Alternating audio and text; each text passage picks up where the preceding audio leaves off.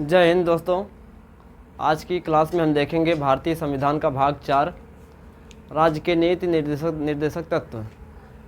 आपको जो नीति निर्देशक तत्व हैं वो भारतीय संविधान के आर्टिकल नंबर 36 से 51 यानी कि 36 से 51 के बीच हैं। ठीक है, तो प्रीवियस क्लास में हम 36 से लेके 45 अनुच्छेद तक अध्ययन कर लिए थे। आज हम बताएंगे अनुच्छेद 46 से अनुच्छेद 51 तक। आज का जो हमारा जो DPSP यानी कि directive principle of state policy, राज्य के नीति निर्देशक तत्व का जो सेकंड क्लास है, यानी कि आज लास्ट क्लास होगा ये वाला। ठीक है, इसके बाद भाग 5 के बारे में अध्ययन करेंगे। इसके बाद तो दोस्तों जो प्रीवियस क्लास आपको पढ़ाए थे एक बार रिवाइज करवा देते हैं आपको। उससे पहले दोस्तों अगर चैनल पे आप नए हैं तो चैनल सब्सक्राइब कर लीजिए, वीडियो को लाइक कर दीजिए, फिर फ्रेंड में शेयर कर दीजिए। और दोस्तों आपने अगर प्रीवियस क्लास नहीं देखा इसका तो आप हमारे चैनल के प्लेलिस्ट में जाइए, वहाँ पे इंडियन पॉलिटी नाम से प्लेलिस्ट है, आप वहाँ पे जाके प्रीवियस क्लास सभी देख सकते हैं, अनुच्छेद 1 से लेके अनुच्छेद अब तक 45 तक। ठीक है, तो चलिए हम आज का जो क्लास है वो स्टार्ट करते हैं। अनुच्छेद जो 36 में बताए थे, directive principle of state policy यानी कि जो DPSP राज्य के नीति निर्देशक तत्वों की क्या परिभाषा है, यानी कि स्टेट नीति निर्देशक तत्वों की क्या परिभाषा उसमें दी गई है अनुच्छेद 36 में। अनुच्छेद 37 क्या कहता है? अनुच्छेद 37 कहता है जो नीति निर्देशक तत्व में जो चीज़ लिखी गई है अगर आपको नहीं मिलती हैं, सरकार वो नहीं करती है, तो आप न्यायालय इसके लिए नहीं जा सकते हैं और न्यायालय द्वारा परिवर्तनीय नहीं है, न्यायालय द्वारा परिवर्तनीय नहीं है। ठीक है, यानी कि जैसे मूल अधिकार क्या है हमारा, न्यायालय द्वारा परिवर्तनीय। अगर हमारे मूल अधिकार का कोई हनन करता है तो हम सुप्रीम कोर्ट आर्टिकल 32 का प्रयोग करके पहुँच सकते हैं, और हाई कोर्ट अनुच्छेद 226 का प्रयोग करके हम हाई कोर्ट पहुँच सकते हैं। ठीक है, तो दोस्तों और ये इसके लिए हम कहीं भी न्यायालय नहीं जा सकते हैं। ठीक है, न्यायालय द्वारा परिवर्तनीय नहीं है, न्यायालय हमको भगा देगा, जाओ जाओ छुट्टी हो गई। ठीक है, उसके बाद अनुच्छेद हमारा जो क्या है, अनुच्छेद 37 का आता है न्यायालय नहीं जा सकते हैं।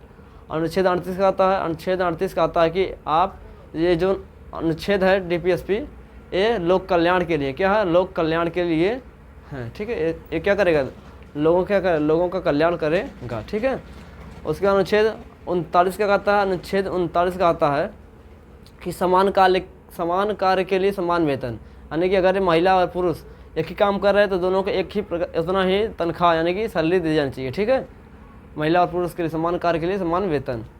अनुच्छेद 39 का क्या, अनुच्छेद 39 जो उसका क्या है वो क्या कहता है, निःशुल्क विधि सहायता। निःशुल्क विधि सहायता यानी कि अगर कोई व्यक्ति उसके ऊपर केस दर्ज हो गया है, गरीब है, मुकदमा नहीं लड़ पा रहा है, तो सरकारी जो वकील होते हैं, अगर सुप्रीम कोर्ट में सरकारी वकील क्या कहते हैं, सुप्रीम कोर्ट के सरकारी वकील को अटॉर्नी जनरल, यानी कि जो सरकार का वकील जो होता है सुप्रीम कोर्ट में मुकदमा लड़ता है उसको अटॉर्नी जनरल कहते हैं। अगर राज्य सरकार के खिलाफ मुकदमा हो गया तो एडवोकेट जनरल लड़ेगा, उसको क्या कहते हैं, राज्य सरकार के वकील को एडवोकेट जनरल। और अगर किसी ज़िले में सरकार के खिलाफ क्या हो गया है, मुकदमा हो गया है, तो कौन लड़ेगा, PP, पब्लिक प्रोसिक्यूटर। अगर कोई व्यक्ति है मान ली उसका मुकदमा चल रहा है जिला न्यायालय में, ठीक है, तो PP से कहेगा कि आप मुकदमा लड़ दीजिए। अगर उसका मन करेगा तो लड़ सकता है, आपकी हेल्प कर सकता है। अगर नहीं लड़ेगा तो आप कहीं भी नहीं जा सकते हैं, न्यायालय नहीं जा सकते हैं। अनुच्छेद 37 हमको कहता है आप कहीं भी नहीं जा सकते हैं। ठीक है, उसके बाद अनुच्छेद हमारा हो गया अनुच्छेद 29 का अनुच्छेद 40 का आता है, अनुच्छेद 40 का आता है कि ग्राम पंचायत का गठन। अनुच्छेद 40 में क्या है, ग्राम पंचायत का गठन। ग्राम पंचायत यानी पंचायती राज व्यवस्था सबसे पहले कहाँ लागू हुई थी, नागौर जिले, राजस्थान के नागौर जिले में 2 अक्टूबर 1959 को पंचायती राज व्यवस्था लागू हुई थी पहली बार।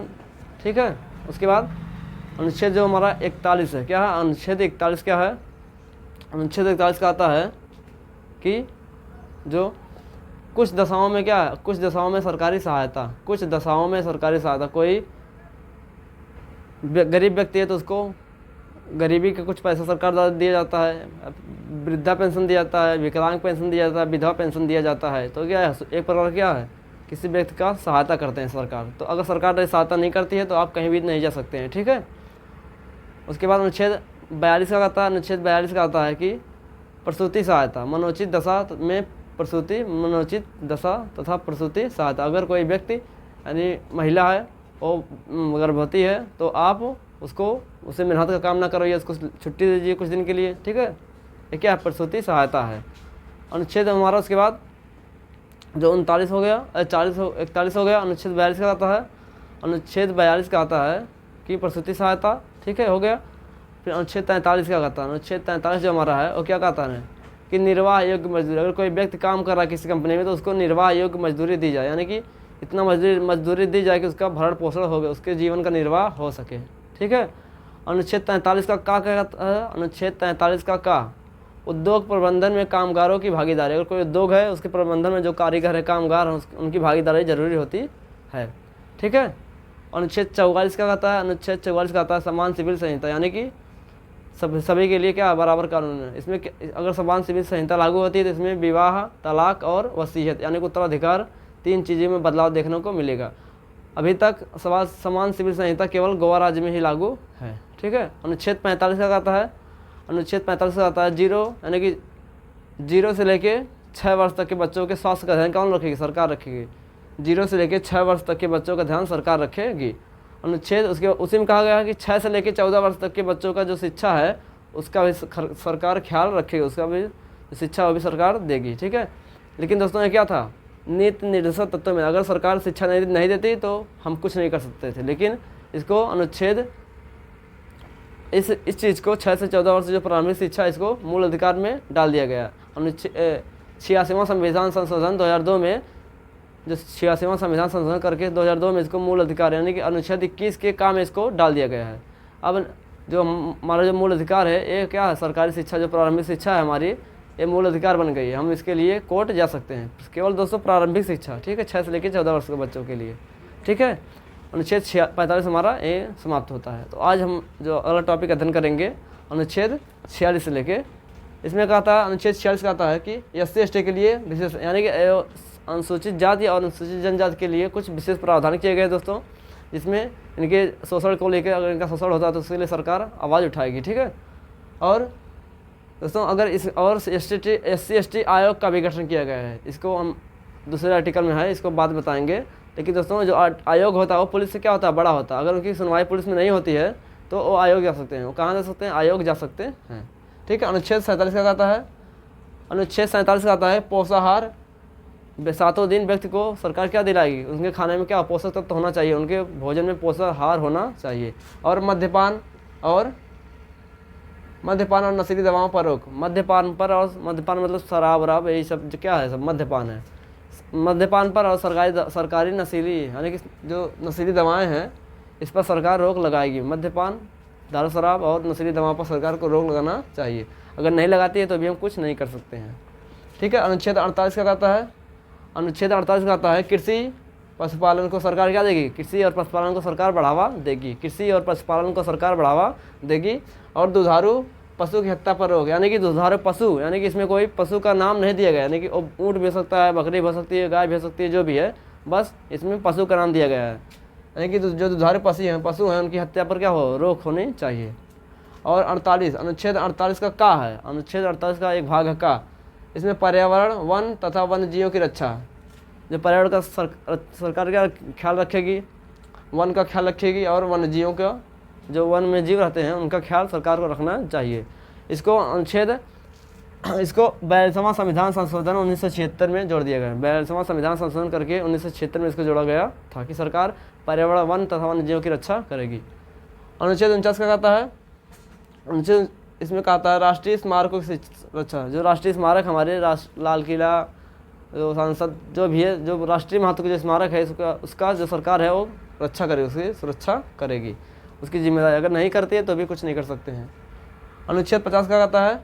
अनुच्छेद 50 कहता है कि कार्यपालिका से न्यायपालिका को अलग रखना चाहिए। जो सरकार है वो स्टेट है और कार्यपालिका को न्यायपालिका से अलग रखेगी। ठीक है। अनुच्छेद 51 का कहता है? अनुच्छेद 51 कहता है कि अंतर्राष्ट्रीय शांति को बढ़ावा देना, यानी कि अंतर्राष्ट्रीय शांति, जो अगर अंतर्राष्ट्रीय कोई विवाद हो रहा है, जैसे मान ली यूक्रेन रूस विवाद है, तो इसमें अंतर्राष्ट्रीय शांति का सरकार बढ़ावा देगी। ठीक है। और दोस्तों इसी आर्टिकल के तहत, इसी अनुच्छेद के तहत जो भारत है वो यूएनओ का सदस्य बना था। इसी अनुच्छेद के तहत भारत संयुक्त राष्ट्र संघ यानी कि यूएनओ का सदस्य बना था। क्वेश्चन पूछता दोस्तों किस अनुच्छेद के तहत भारत संयुक्त राष्ट्र संघ का सदस्य बना? अनुच्छेद 51 के तहत भारत संयुक्त राष्ट्र संघ का सदस्य बना है। ठीक है दोस्तों ये हमारा टॉपिक आज का समाप्त हुआ। दोस्तों इसमें आपको कोई भी डाउट हो तो आप कमेंट में ज़रूर बताइएगा। ठीक है दोस्तों। अब हम देखते हैं यहाँ पे जो मूल अधिकार है और जो DPSP है, directive principle of state policy, राज्य के नीति निर्देशक तत्व, इसमें कुछ कुछ अंतर हैं दोस्तों, इसको हम बताएंगे आज, आपको बताते हैं।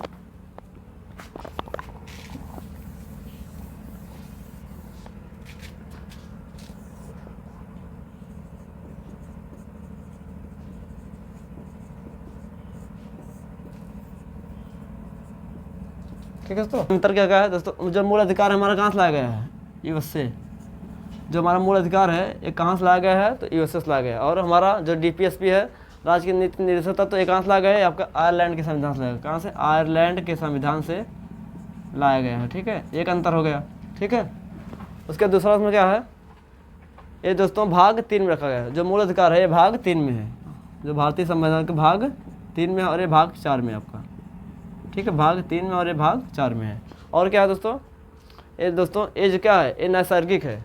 मूल अधिकार क्या है आपका, नैसर्गिक है, यानी कि नैसर्गिक है।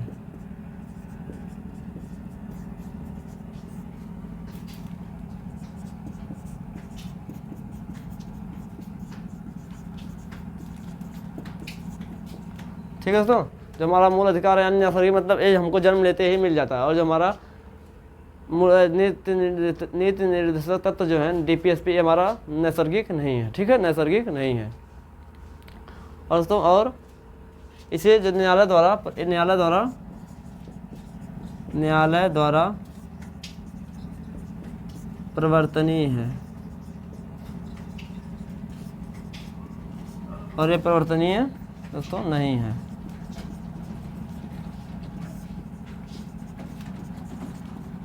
ठीक है, डीपीएसपी प्रवर्तनीय नहीं है। ठीक है, और हम देखते हैं दोस्तों इसमें जो ये व्यक्ति के, यानी कि किसी व्यक्ति के भलाई के लिए, क्या है, व्यक्ति की भलाई के लिए, और ये समाज की भलाई के लिए है।